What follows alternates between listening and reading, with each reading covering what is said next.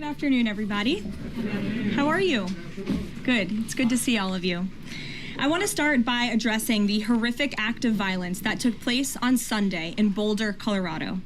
President Trump and the entire administration's hearts go out to the victims, and they are in our prayers during this unimaginable time. According to reporting from Fox News, the alleged attacker admitted in an interview that he wanted to kill all Zionist people and had been planning the attack for over a year and would do it again if he could. This monster used a makeshift flamethrower and Molotov cocktails to light Jewish Americans on fire in an attempt to burn them alive. The victims at the incident location in Boulder were there to rally in support of Israeli hostages who remain in Hamas captivity. 12 were injured, including a Holocaust survivor. This is pure evil. The Department of Justice has already filed federal hate crime charges against the alleged perpetrator, and he will be held accountable to the fullest extent of the law. This tragedy is a sobering reminder of the consequences of the Biden administration's failed policies. According to the Department of Homeland Security, the Boulder suspect is an Egyptian national who was in the United States illegally. He entered the U.S. during the Biden administration in August 2022 on a B-2 visa until it expired. Upon the visa expiration, he overstayed, filed an asylum claim, and was given a work authorization by the Biden administration. Instead of deporting this heinous individual, Joe Biden's administration allowed him to stay in our country and to work. President Trump sounded the alarm over these reckless Biden policies for years because this is the predictable result of letting anti-American radicals and illegal immigrants pour into our country. Immigration security is national security.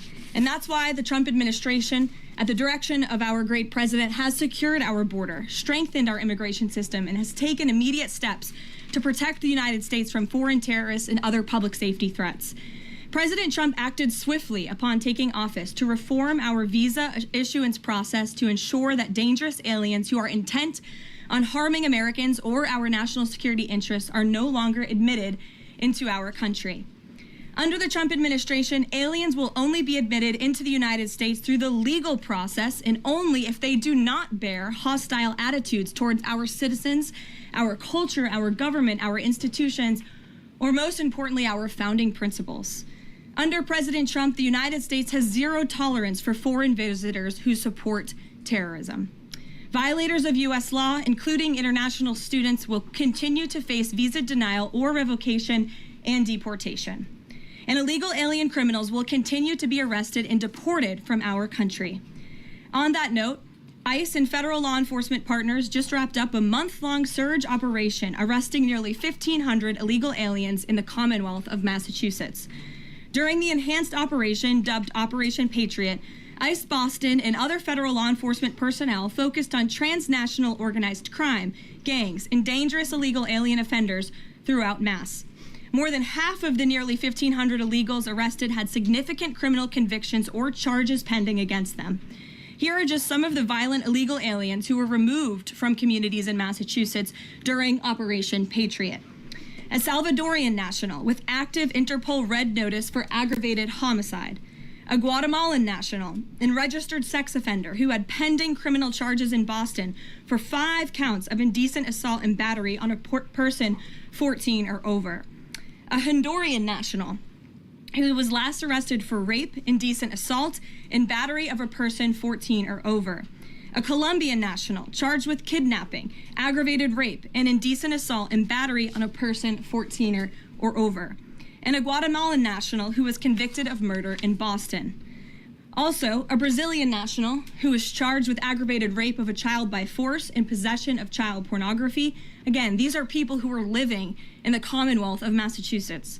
And lastly, a Salvadorian national whose criminal history includes charges of aggravated rape of a child by force. I don't think anybody in this room wants these types of heinous criminals in your communities. And it's thanks to this administration that they are being removed from our country. When Democrat-run jurisdictions released violent illegal alien criminals back into communities after making arrests instead of turning them over to federal immigration enforcement like they should, those Democrats are putting law-abiding Americans at risk. And these insane policies force law enforcement officials to make much more difficult arrests that put their lives, our law enforcement lives, in jeopardy. President Trump is incredibly grateful for our heroic officers on the front lines, getting these violent, illegal alien invaders out of our communities. Law and order is back in America under President Trump. And on that same note, there are new crime statistics that show crime is plummeting. In fact, Politico summed it up like this. Murder rates are tumbling across the U.S. in 2025. Homicide stats are down at least 20% over last year, and we could be on course for the lowest number on record. With President Trump in charge, the days of criminals being put over victims are over. On the topic of immigration, the Washington Post just ran one of the most ridiculous headlines ever, even by their standards. And on my very first briefing several months ago, I said I would hold anyone accountable in this room. The Washington Post actually had this headline: the mysterious drop in fentanyl seizures on the U.S.-Mexico border. How is this mysterious? There is no mystery about why there is a decrease in fentanyl coming into the United States. This administration's strong border policies are the reason there has been a decrease in fentanyl trafficking. His strengthened relationship with Mexican President Sheinbaum and all of the measures he has been taking to deter illegal human and drug trafficking at our United States southern border is the reason for plummeting fentanyl seizures at the U.S. border. There is nothing mysterious about that, and we'd like to see the Washington Post update their headline accordingly. This is clearly trying to intentionally manipulate the minds of the Americans, and I think the American people understand why there's been a fentanyl drop. And our office responded to this inquiry. We provided a whole host of the reasons that fentanyl seizures at the southern border have dropped, and the Washington Post refused to run them, and that's despicable. In other news, positive economic reports continue to flood in. Inflation dropped to 2.1% in April. Personal income increased 0.8% in April. So inflation is down and wages are up. That's almost triple the expectations and against the doubts of nearly everyone in this room. And we also saw the largest monthly decline in the trade deficit on record as a result of President Trump's very powerful tariffs. Lastly, the price of eggs has dropped more than 61% since President Trump took office in January. I remember my very first briefing, I was asked about the cost of eggs. The reporter tried to insinuate it was this administration's fault, even though he had only been here for a few days or weeks. It was a result of the previous administration's terrible policies, and in record time, this president has fixed that problem that he inherited from Joe Biden, and now egg prices have dropped 61% since this president took office. There's a lot of good news, and I'm sure you have a lot of questions, so let's get to them. We have just the news and our new media seat today. Amanda Head, thank you for being with us. Why don't you kick us off? Sure, thank you so much. There is a disturbing trend of anti-Semitism turning into terrorism. Of course, the Boulder, Colorado instance that you just mentioned, the 2 Israeli embassy staffers who were murdered, Pennsylvania governor's mansion with the Jewish governor inside getting set on fire. Does the president consider this domestic terrorism? And as such, are there official alerts to law enforcement, BOLOs, task forces, things like that? The president has made it very clear, as he said in his statement yesterday, that yes, these anti-Semitic acts of violence are do qualify as terrorism, and he does not want to see terrorism or violence of any form taking place in the United States of America. And as for specifically anti-Semitic terrorism and anti-Semitic acts of violence and those that are targeting Jewish Americans, this administration has done more to combat that violence than any administration in history. And one incident is one too many. And I think, frankly, that's something the previous administration was not willing to say. This president will stand up for Americans of all religions, of all faiths, of all creeds, and we will continue to look at policy measures and actions that we can take in addition to the actions that have already been taken to curb this anti-Semitic violence. And to Jewish Americans at home across the country, this president has your back. And then on another issue, back in February, Secretary Kennedy created a commission to re-examine the childhood vaccine schedule. But there are still states outstanding like California, Connecticut, Maine that are not allowing any religious exemptions for kids not only to go to school, but to participate in sports and extracurricular activities. Would the president want to see religious exemptions allowed across all 50 states?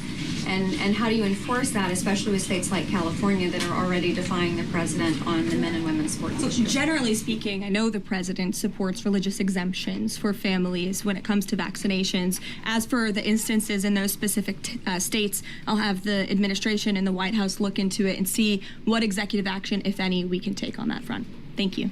Kelly. Good afternoon. We're now in hurricane season, and obviously there is great concern every year about the potential for that. Can you speak to how the president is planning to have the level of support, should it be needed, to be as it has been with a reduction in the workforce? And is he still comfortable with Administrator Richardson, who had talked, whether joking or not, about not being aware of a hurricane season for this country? What is the president's level of briefings on what may be required? If you could give us kind of an overall update on that. Sure. Well, of course, we know that we are into hurricane season now, and I know FEMA is taking this seriously, contrary to some of the reporting we have seen based on jokes that were made and leaks from meetings. But Secretary Kristi Noem and the FEMA leadership are all over this. They are committed to ensuring that federal resources and tax dollars are there for Americans in need, and the president continues to review requests for emergency aid and carefully considering them. However, this president has made it clear we're not going to enable states to make bad decisions with federal tax dollars and then have the federal government later have to bail these states out. We want to see states be responsible with their tax dollars to do as much as they possibly can, and then the president will deeply and thoughtfully consider any requests for federal aid that come to his desk. And I think some of the media reporting we've seen on this is frankly sloppy and irresponsible. There are serious people who are taking this issue seriously, starting with the president himself, who, as you know, on his first domestic trip back in office, visited both North Carolina and California, both of which were, of course, hit by natural disasters when he wasn't even president, but he took ownership of that and visited those places and those people immediately. Is it Brian? About hurricane season appropriate, though, now that this is serious business, as you talked about? It's serious business, Kelly, and I'm not going to engage in such fodder with a question like that. Brian? Thank you, Caroline. Reuters was reporting that there is a letter that is meant to be sent to other countries, which would give these countries a deadline of Wednesday to produce their best offer on the trade matter. Why does the administration feel the need to send this letter? And I have one more follow-up on trade. Sure. I can confirm the merits and the content of the letter. USTR sent this letter to all of our trading partners just to give them a friendly reminder that the deadline is coming up. And they are in talks. Ambassador Greer, Secretary Bessent, Secretary Lutnick are in talks with many of our key trading partners around the globe. As you know, Brian, I know the Wall Street Journal has covered this quite heavily. And they continue to be engaged in those discussions. And this letter was simply to remind these countries that the deadline is approaching and the president expects good deals, and we are on track for that, I will emphasize. On the trade side, though, when the deal with the United Kingdom, there was this idea of a reprieve on the auto tariffs. Is the president looking to do another similar deal on the sector-by-sector reduction in tariffs, or is this more going to be deals related to the reciprocal tariffs that were announced months ago? Well, as I've said previously from the podium, and the president has discussed as well, each country has unique advantages, unique challenges to it based on their markets and what they export to us and what we export to them. And so that's why the president smartly advised his trade team to engage in tailor-made deal-making. And we saw that with the United Kingdom, and we will see that with other countries as well. Kate. Does the president support the Senate moving forward with a bill imposing heavy sanctions on Russia? Look, the president has spoken about his position on sanctions on Russia. He has smartly kept this as a tool in his toolbox if necessary, but I think the Senate and everyone on Capitol Hill respects the president as the commander-in-chief for a reason. And as you know, Russia and Ukraine engaged in direct talks yesterday. That was at the encouragement of this president when he spoke to both leaders of both countries via phone just a couple of weeks ago. And so I would just like to remind everybody how far we have come in just 4 months. I mean, it was inconceivable last year at this time for Russia and Ukraine to be engaged in direct talks. And it's because of the president's insistence and determination to get this war to an end that these countries sat down yesterday. So he's willing to use sanctions if he needs them, and the Senate and the Capitol Hill understand that the president is the commander-in-chief and he's leading United States foreign policy as he should. And on Iran, the president said that the U.S. would not allow for any uranium enrichment, but the proposal offered to the Iranians reportedly allows for low levels of enrichment. Can you explain that discrepancy? I'm not going to comment on alleged details of the report. We're not going to negotiate through the media out of respect for these ongoing discussions and negotiations that Special Envoy Witkoff is leading. The president made his position very clear on Truth Social last night. In fact, it couldn't be any more clear, and I would reiterate that's his position. Special Envoy Witkoff sent a very detailed and acceptable proposal to the Iranian regime that the president hopes they will accept, and if not, they will face grave consequences, as the president himself has reiterated.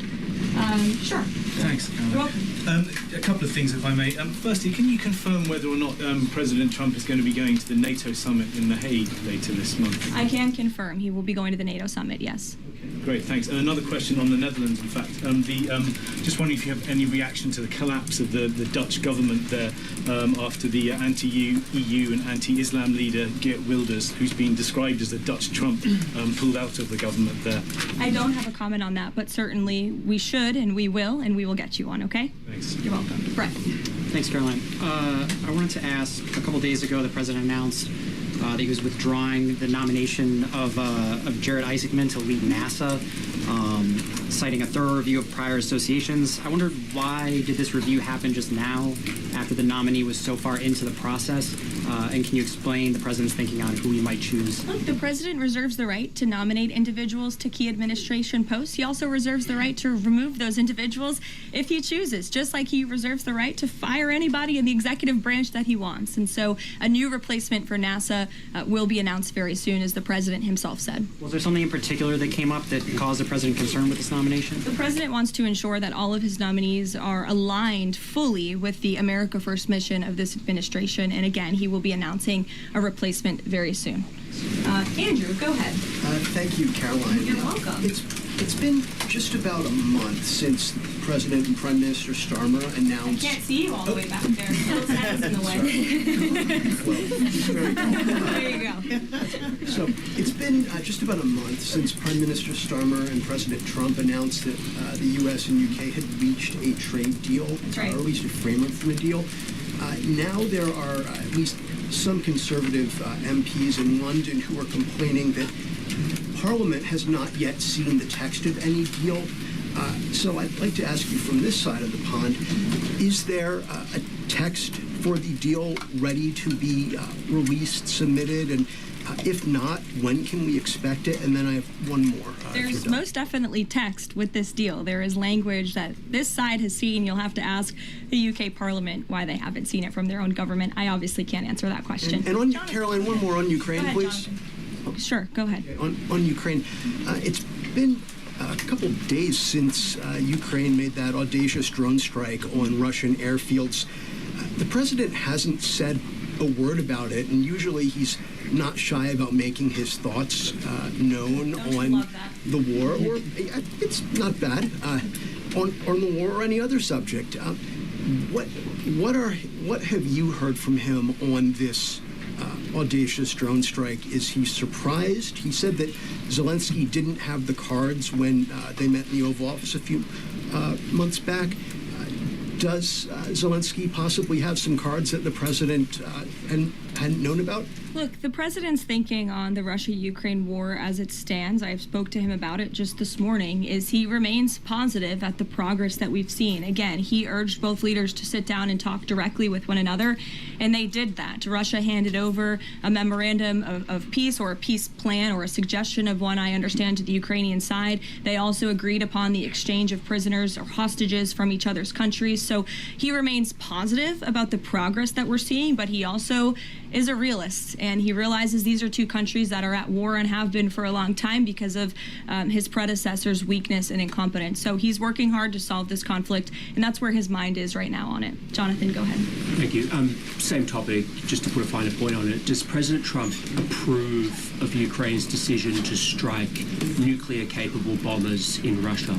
I would like to let the president speak on that himself. And just to follow up, has the president... I would just add to that, the president does not want to see this war prolonged. He wants the fighting to stop, he wants people to stop dying, and he wants this to be solved at the negotiating table. The reason he is so deeply involved and has spent so much time and effort on this war is because he hates to see people dying. Again, these are not Americans that are being killed. These are Russians and these are Ukrainians. This is a war very far away. But this president truly cares about peace, and that's what he wants to see. What is President Trump doing to ensure that a similar internal drone attack doesn't happen here in the US, given this was done at pretty low cost, very stealthily?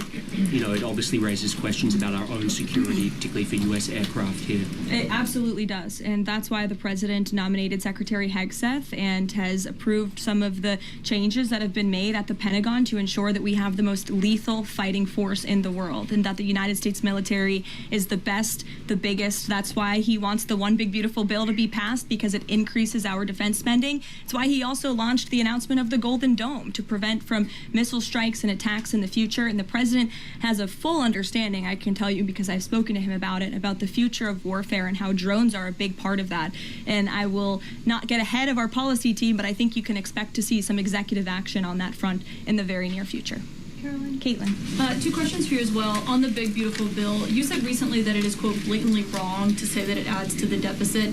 You essentially said that an estimate from the Congressional Budget Office and other scorekeepers you believe are wrong. But Republicans like Ron Johnson and Rand Paul disagree. They are saying that it will add to the deficit. That is their concern. Is the White House's position that those two Republican senators are, quote, blatantly wrong? It is. Those senators, it's not news that they disagree with this president on policy, and the president has vocally called them out for it and for their not having their facts together.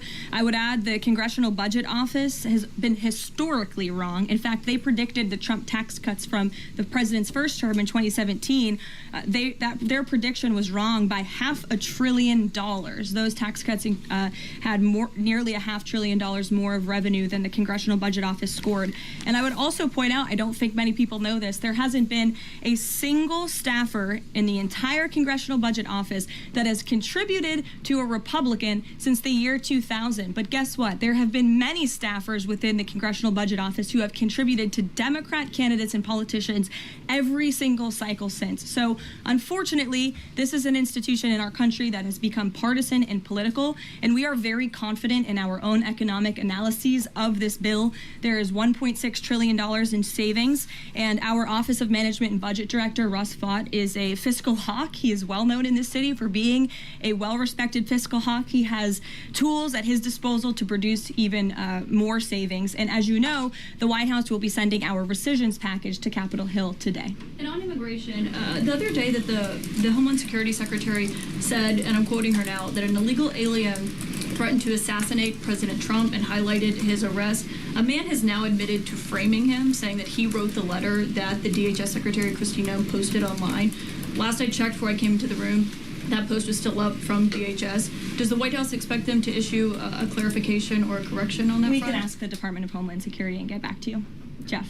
Caroline, is the United States putting pressure on China to release its hold on rare earths that are hurting car companies and technology companies now that require that for their products? And is that pressure working? Well, I can assure you that the administration is actively monitoring China's compliance with the Geneva Trade Agreement. I know the United States, on our end, we have complied with the terms that we set, and our administration officials continue to be engaged in correspondence with their Chinese counterparts. And as you all know, and I know there's a lot of interest in it, there will be a leader-to-leader talk very soon. And when that happens, as always, we will let you know. Also in Asia, does the White House have a reaction to the results of the election in South Korea? Yes, we do. In fact, let me find it here for you.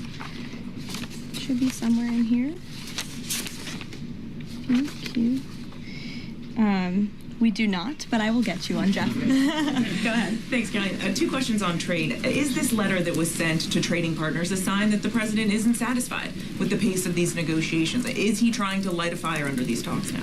Well, look, the president has been very direct to our trading partners in his conversations with them, with foreign leaders directly, that they need to cut deals with the United States of America. The tariff agenda of this president, he believes very strongly in it. And as you've all seen, he's unafraid to use tariffs to protect our industries and protect our workers. But he wants to see these tailor-made deals be signed. And I will tell you, of course, I never want to be the one negotiating with the press about these internal discussions and deliberations. But our team, who is deeply deeply involved in this, sees these deals moving in the right direction. In fact, Ambassador Greer is in Paris right now meeting with many of our trading partners. We should still expect this flurry of deals in the next 36 days, and the plan is still for those full tariffs to go back into effect on July 9th. The plan is for the announcement of these deals to be made very, very soon, yes. Sure. Thank you, Caroline. You're welcome. So Governor Whitmer confirmed that she spoke with President Trump about the possibility of pardoning the plotters against her, the kidnapping case. She didn't give us an idea of what the president's reaction was to that. Do you have any information about what he said? Well, I won't reveal the president's private discussion unless he gives me liberty to, but I will reiterate what he said publicly when he was asked by one of the journalists in this room in the Oval Office a couple of weeks ago about the pardons. He said it's something he would look at, nothing more, nothing less. Haley, go ahead. Thanks, Caroline. And then to Kelly next to you. Thank you. When it comes to the leader-to-leader call with Xi Jinping this week, what is the president's expectation of this call? Is he looking for concrete outcomes out of this, or is he looking to kind of warm relations as these trade talks are ongoing? Well, President Trump and President Xi have shared a respectful relationship throughout the years. And again, I won't get ahead of the president on that call. But as always, after, you'll hear directly from the president or from myself or someone else here at the White House. Kelly. Caroline, thank you. I want to get back to the anti-Semitic behavior that's been going on at college campuses as well as recently in Boulder, Colorado. The president, as you know, has the White House Faith Office, the Religious Liberty Commission, as well as the Anti-Task Force on Anti-Christian Bias, which includes anti-Semitism. From a whole-of-government perspective, and the president has already mentioned how he hates these kinds of acts that have been going on, can these entities and these agencies work together with the president to put out a proactive campaign to help people stop the hate? I think the president himself has been leading on this, Kelly, and has been incredibly clear in his rhetoric that he is not going to tolerate such hate or behavior in the United States of America. And you will see that rhetoric being followed up by action from the Department of Justice, who is seeking to prosecute these cases to the fullest extent of the law. And I know the Attorney General and the FBI Director were very quick to call this what it was, targeted terrorism. And there was some, I think, criticism from the media and well, at least pundits I saw on television saying, are they too quick to jump here? No. They see the facts and they reveal those to the American people, and they're transparent. And I think, frankly, that's a breath of fresh air from what we experienced in the previous administration. Are there programs that they can put in place to campaign against this kind of violence, to actually take the whole approach and say, we want to get ahead of you. If you're thinking it, don't do it. And if you're going to do it, sit down and talk to someone within the Faith Office, within the Religious Liberty Commission, as well as the task force. Yeah, surely. It's a good idea, and I'll pass it along to them. Peter. Thank you, Caroline. When you look at these last-minute Biden pardons, the big ones, Biden siblings, Fauci, January 6th committee. That's right. Most of the big ones have the same very neat signature.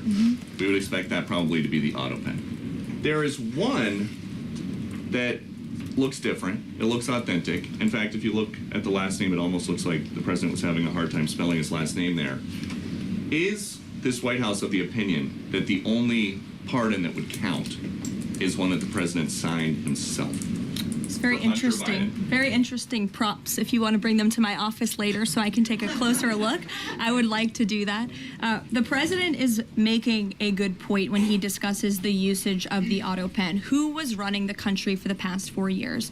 Perhaps those documents were signed with the auto pen, something that this, I believe the Department of Justice is looking into. As you saw, Ed Martin made an announcement at the Department of Justice this morning to launch an investigation because the American people deserve answers. Is there any concern that this president, who won the election on a promise to fix the economy and close the border, that focusing and scrutinizing these Biden pardons is looking into the past instead of looking forward? I think in comparison to the amount of time this president has spent on securing the border, on fixing our economy, I just read out for you an entire list of economic accomplishments. Look at the border numbers, look at the time and effort he's divulged into solving the global conflicts abroad. It pales in comparison, but it still, nevertheless, is a very important issue. And it was a huge issue that sent the president back to this White House. The Americans saw with their own eyes a mentally incompetent president, and they want answers for that. that, and the president believes they should have And them. something that just Go crossed, ahead. Caroline, how mad do you think President Trump is going to be when he finds out that Elon Musk said, "I'm sorry, but I just can't stand it anymore. This massive, outrageous, pork-filled congressional spending bill is a disgusting abomination. Shame on those who voted for it. You know you did wrong. You know it." Look, the president already knows where Elon Musk stood on this bill. It doesn't change the president's opinion. This is one big, beautiful bill, and he's sticking to it. Cameron. Thank you. The National Security Council was reorganized, or some staffing changes were made the Friday before Memorial Day.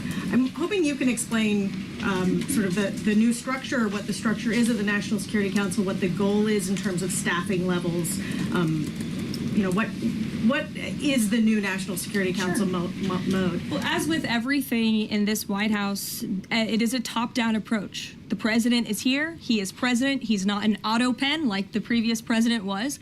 He's very much involved in literally every policy discussion and decision that takes place. And we felt it was best to reorganize the National Security Council to respond to that top-down approach that we have here in this White House, and to streamline the efficiency and the effectiveness of the National Security Council. And I would add that Secretary of State Rubio and now National Security Advisor Rubio is doing a tremendous job at leading the National Security Council. He knows the president. He understands where the president is on these issues. He's great to work with here at the White House. I can tell you that. I appreciate seeing him a lot more in the building. And he and the president and the entire National Security Council, who's made up of great patriots who love this country, are doing a tremendous job on the many conflicts around the world that this administration inherited. Is there a goal staffing level? I'm sorry? Is there a goal for the staffing level, like the number of people who would be in this National Security We Council? just want the National Security Council to be as efficient as possible, and if staffing needs are necessary, I'm sure Secretary Rubio would not mind hiring people if necessary, but again, we've been working with them day in and day out, and they're chugging along and doing great work. Sure. Thank you, Caroline. Two questions, if I can. President Trump got involved himself in presidential election in Poland by supporting a conservative candidate who ultimately won. Yeah. What does it mean for the future U.S.-Polish relations? What's likely to change? Well, I believe the president is obviously pleased to see the result of the Polish elections. He met with Karol Nawrocki, if I'm pronouncing that correctly. Yes, Nawrocki. Okay, thank you. I appreciate your insight on that. He met with him at the White House, and he told them, you're going to win because you support common sense. And he supported strong borders in Poland. He supported an end to the woke, radical DEI stuff that we've seen not just here in the United States, but really take over Europe and, frankly, the whole world. He was very outspoken about that. And I was reading the reports about how the Polish people felt about this man, and they felt like he was putting the needs of Poland first. And that's a very refreshing feeling, one that we know very well here in the United States of America. So, as you know, the United States and Poland have always had a very deep and strong relationship, friendship. They're a great ally, and I know the president continues to look forward to working with them. We have one more on Ukrainian drone attack on Russia. Was President Trump informed in advance by Ukraine that the attack is coming? He was not. Carrie. Caroline, so just want to go back to the issue on the anti-Christian bias as well as issues on anti-Semitic issues. Senator Grassley just put out a report saying that the FBI files have shown that the Catholic group targeting was way more prevalent within the FBI during the Biden era than was previously shown, as far as former FBI Director Christopher Wray was putting out there during congressional testimony. Can you discuss here what President Trump would like to see in terms of consequences within the FBI as far as those who were involved? Also, the second question, if the DOJ finds that the auto pen was used by President Biden, should those actions that were used with the auto pen, should they be null and void? I'm not going to get ahead of the Department of Justice's investigation into the usage of the auto pen. And again, the question is not, was the auto pen used? It's whether or not the President of the United States knew it was being used, and if not, who was using it in his name, which is clearly illegal behavior. Deanna. Thanks, Caroline. One on foreign policy, one domestic, if I can. Sure. On foreign, just speaking to the president's Truth Social post about Iran recently, saying that there will be no uranium enrichment. Is he saying that that's a red line for him, or no? I already answered this question. The president's been very clear about where he stands on that. Okay, and then on domestic, there is a report that Laura Loomer met with the vice president today. Can you speak to her relationship with the administration and if she's informally advising in any way? She is not. I do know she met with the vice president. As for what was discussed in that meeting, I would defer you to his team. Thanks, Caroline. I have one question on anti-Semitism, one question on China. So for years, radical leftists and Islamists have been calling for so-called globalize the Intifada. Do you believe this is a call for violence against Jews? And do you think these attacks on Jews around our country is what globalizing the Intifada looks like? I don't want to speak to the merits of those claims without looking into them, but as I said, any violence against Jewish Americans will be prosecuted to the fullest extent of the law. Absolutely. And also, Secretary of State Rubio made an announcement saying he'll be revoking visas of certain Chinese students, including those with connections to the Chinese Communist Party. Does that include sons and daughters of politicians, presidents, and chairmen? Again, Secretary of State Rubio has the right to revoke visas, and he made the announcement that the State Department will begin to aggressively revoke those visas of Chinese students who are in our country, namely those with Chinese Communist Party ties, or those who could be a threat to our national security and the interests of the United States. To both of you, go ahead and then back Okay, thank you. There are now reports that Israeli forces are firing on Palestinians trying to get aid from the Gaza Humanitarian Foundation. Up to 20 people, according to the Red Cross, have arrived to the hospital that they've set up with gunshot wounds, have died from them. Is this administration aware of these? And I mean, what is being done to address this situation? The administration is aware of those reports, and we are currently looking into the veracity of them because, unfortunately, unlike some in the media, we don't take the word of Hamas with total truth. We like to look into it when they speak. Unlike the BBC, who had multiple headlines, they wrote, Israeli tank kills 26, Israeli tank kills 21, Israeli gunfire kills 31, Red Cross says 21 people were killed in an aid incident, and then, oh wait, they had to correct and take down their entire story, saying we reviewed the footage and couldn't find any evidence of anything.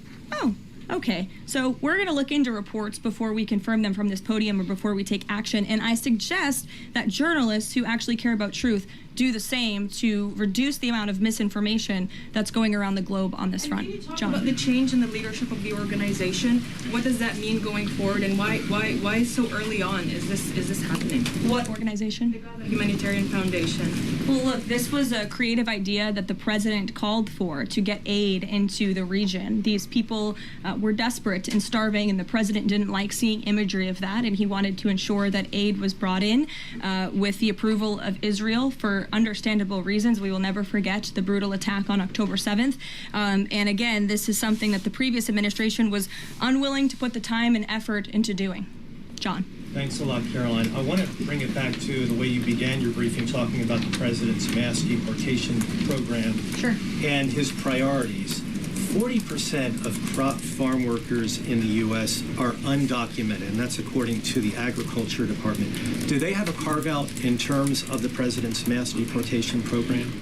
The president and the Trump administration have been very clear. If you are in the country illegally, you are subject to deportation. Is there any concern that, given that large number, if that number is correct, 40% of crop farm workers being undocumented, that could impact the food supply here in America if those individuals that obviously help pick crops all across the country are deported en masse?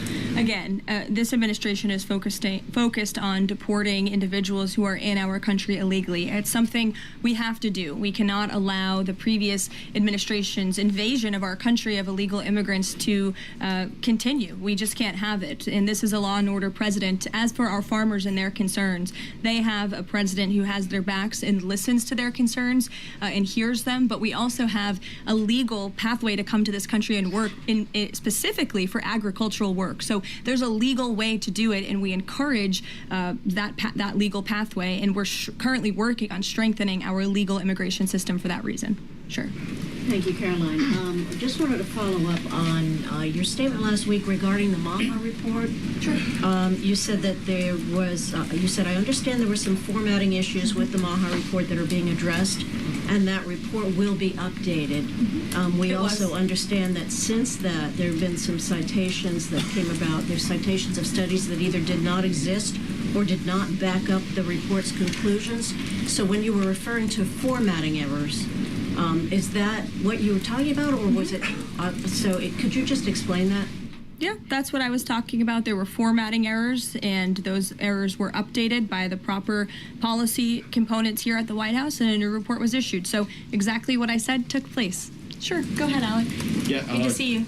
Good to see you. Congresswoman Mary Miller suggested that changing Pride Month to Family Month. I would personally like to see maybe a nuclear family month. Some people are saying, let's get a Veterans Month. Does the president have any plans on making a proclamation, or is it just going to be June this year? Well, there are no plans for a proclamation for the month of June, but I can tell you this president is very proud to be a president for all Americans, regardless of race, religion, or creed. Caroline. Reagan, go ahead. Thank you, Caroline. And then I'll go to you. Thank you. Colorado passed sanctuary protections for illegals 1 month before the terrorist attack this weekend. 2 questions. Why did the DHS remove the sanctuary cities list that it had published, which was ordered by the president? And then what is the administration going to do to further crack down on sanctuary jurisdictions to prevent attacks like what happened in Colorado? Sure. The Department of Homeland Security will be issuing a new list of sanctuary cities, an accurate list of sanctuary cities. As for what we're doing to crack down, the president has signed various executive orders and has directed the Attorney General to prosecute federal, state and local officials who are not complying with federal immigration authorities and, most importantly, federal immigration law. Thanks, Caroline. Thank you, Caroline. Caroline. Thank you very much. Go ahead. So, does the president take calls from foreign leaders on the tariffs on steel and aluminum? Does he still intend to double them tomorrow morning? The president will be signing that executive order today, and steel and aluminum tariffs will be going to 50%, yes. No way it's going to change, or it's going to be suspended? He made that announcement in Pennsylvania, and he plans to deliver on that promise to Pennsylvanians. And why is he hiking it? And Ed, go ahead. Yes. I can answer that, but go ahead, Ed. Oh, yes. Thank you, Caroline. So a Chinese Foreign Ministry spokesperson today said that the U.S. imposed harmful measures like new chip controls and pledging to revoke Chinese student visas. So are the Chinese the victims in this trade back and forth?